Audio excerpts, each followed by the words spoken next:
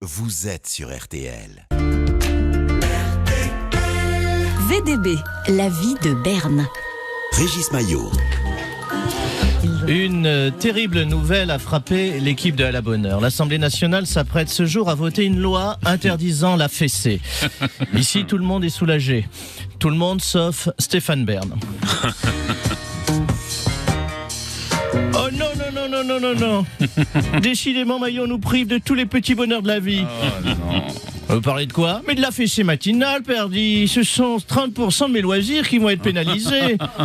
Non, mais c'est pas le genre de fessée dont il s'agit. Ah, mais cesse de m'interrompre et enfile ta guêpière. Tu sais, Maillot, il y en a marre, cette société liberticide. Ça commence par les petites fessées, dans 2 ans, c'est la fin de la levrette claquée. Ah, mais tu sais que j'ai horreur, Maillot, de la classe moyenne. Oh, arrêtez. Mais là, je comprends la colère de ces prolétaires habillés en gilets jaunes. Ah, c'est classe laborieuse, comme dirait le président. C'est la fessée pour les enfants qui va être interdite. Mais ça change quoi? Pour apprécier ce hobby, il faut les habituer dès le plus jeune âge, ces petits cons. Non, il paraît que les châtiments corporels ont des effets négatifs sur le développement de l'enfant, patron. Bah, l'hiver n'est fanfreluche. Ras-le-bol de ces donneurs de leçons, ces bobos Montessori, bouffeurs de quinoa qui laissent hurler leurs mamots 3 heures dans le TGV pour ne pas réfréner leur autonomie et leur potentiel expressif. Tu sais, Maillot, plus je prends le train, plus je m'élite pour la vasectomie. Oh, c'est horrible. Nous vivons, n'aie pas peur des mots, dans une dictature qui ne dit pas son nom. Tu sais, Maillot, parfois j'envie la Chine et leur méthode d'éducation. Vous avez parlé de l'infanticide? Appelle ça comme tu veux. Moi, j'appelle ça l'exemplarité montrée en principe éducatif. Je veux dire, quand un matin, tu ne vois plus les chaussons de ta petite sœur au petit déjeuner, et ben le soir, tu manges ta soupe et tu fais tes devoirs. Bon, c'est un peu radical comme méthode. C'est horrible. Tu sais, Maillot, au lieu de s'offusquer, on devrait prendre exemple sur ces peuplades qui n'ont pas fait du laxisme un modèle de société. Suffit d'observer leur taux de croissance pour mesurer qu'on devrait un peu s'inspirer d'eux pour éduquer nos jeunes. Qu'est-ce que vous faites là? J'ai appelé Xi Jinping. J'appelle l'Élysée. Ah non. Tu sais que j'ai l'oreille du président, et pas que l'oreille. Arrêtez avec ça. Quand la liberté est en danger, il faut se lever. On ne peut pas tout laisser passer, Maillot. Pensez vraiment que c'est vraiment nécessaire de déranger le président pour une histoire de fessée? Crois-moi, je le connais bien, il est sensible à la cause. Ah bon?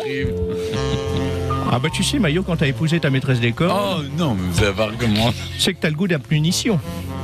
Crois-moi, Maillot, je ne devrais pas te faire le témoin d'une telle confidence, mais le Manu, il a le derrière aussi tanné qu'un canapé cuir senteur après un Black Friday. Personne ne répond. Et oui, vous l'aurez compris, chers auditeurs aimés, la petite fessée du matin, c'est un peu son moment de détente préféré au pervers frissé, son péché pas mignon, comme on dit ici dans les couloirs de RTL. Le matin au bureau, quand Patrice Carmousse se dirige vers la machine à café, il se met à sautiller sur place en poussant des petits cris. « C'est l'heure de la fessée, c'est l'heure de la fessée !» C'est en général à ce moment que Marie-Caroline, notre programmatrice, se met à fondre en larmes. Tu sais, Marie-Caroline, la fessée, c'est bon pour la circulation. Je fais ça pour votre bien à tous. Et bam, les tambours du Bronx. Cul nu, évidemment, sinon, comme il dit, ça compte pas, c'est comme manger un kiwi avec la peau, c'est pas bon. C'est pas possible. Elle est à bout, la Marie-Caroline. M'a confié à avoir des escarres derrière. C'est quelque chose de grand, le luxembourgeois. Et encore maintenant, il utilise la main. Avant, il avait un ustensile, la Royal Tapette, qu'il appelait un seau royal monté en tapette à mouche qu'il avait rapporté d'un de ses voyages privés au château de Windsor.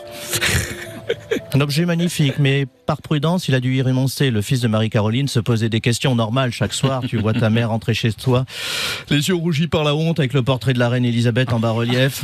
T'as beau avoir l'esprit large, au bout d'un moment, tu t'interroges. Mais ce n'est pas le seul dans l'équipe qui a subi les attaques perverses de Stéphane Bern. Depuis 7 ans RTL, on est déjà à 32 prud'hommes, 18 dépressions, 32 mains courantes. Et je n'évoque pas les stagiaires, on n'en trouve plus. Ouais.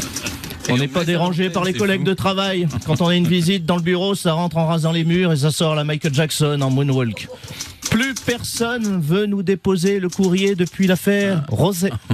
Rosé, c'est le gars des services généraux qui s'occupe des colis chez RTL. Enfin, qui s'en occupait.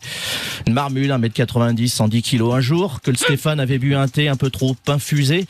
Le José s'est pas méfié, il est rentré fleur au fusil et a déposé un colissimo sur le bureau du patron. Il est ressorti 2 heures plus tard en rampant sur le ventre. Qui veut croire? On l'a plus jamais revu. Voilà, sur ce, je vous laisse. C'est l'heure de la nouvelle rubrique de l'émission. Ça s'appelle Pile ou Face.